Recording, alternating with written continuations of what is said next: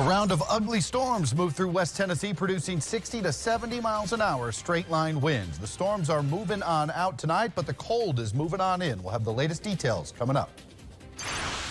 We also take a look at the weather conditions following today's storms. A statewide initiative aims to protect athletes' smiles.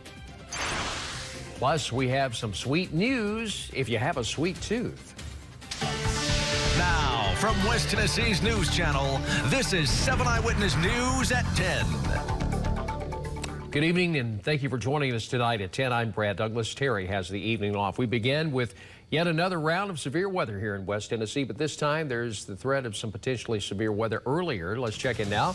Chief Meteorologist Joel Barnes has more on what we can expect now that the storms are moving out. Joel?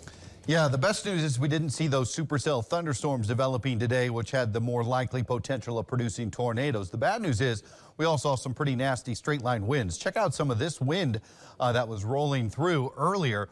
Watch the tree here. We'll see if we can get this video going. That looks like a hurricane coming on by. I think we had 70, maybe up to 80 miles an hour winds, and I know we had a lot of wind damage in and around Hardin County as well, with very similar looking storm that did roll through like Sardis there.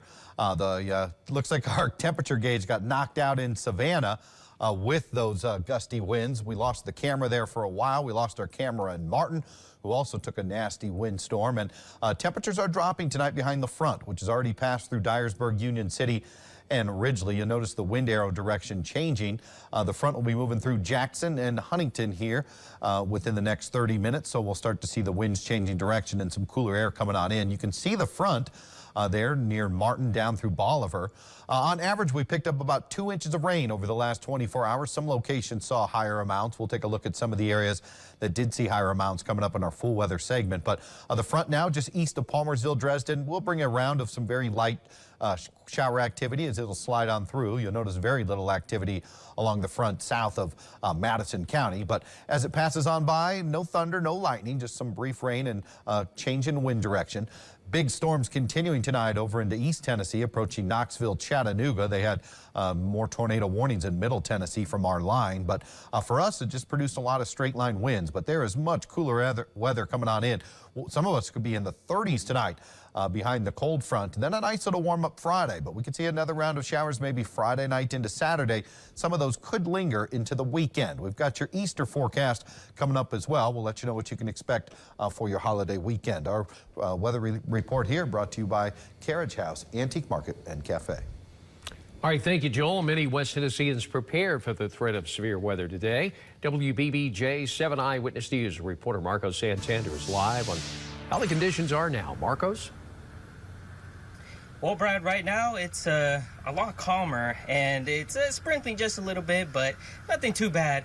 Not like it was earlier. Now, earlier this afternoon, we were in Madison County, and we could definitely see some lightning and hear some thunder as storms were approaching across West Tennessee.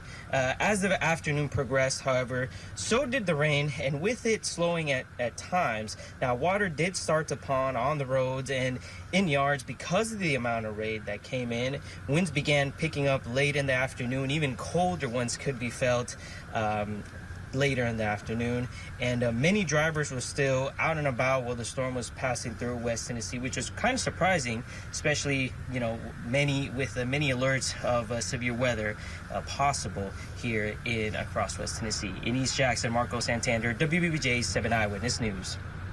All right, thank you, Marcos, and be sure to remember during severe weather, stay with us on air, online, and also download our 7 Storm Team mobile app to stay weather aware.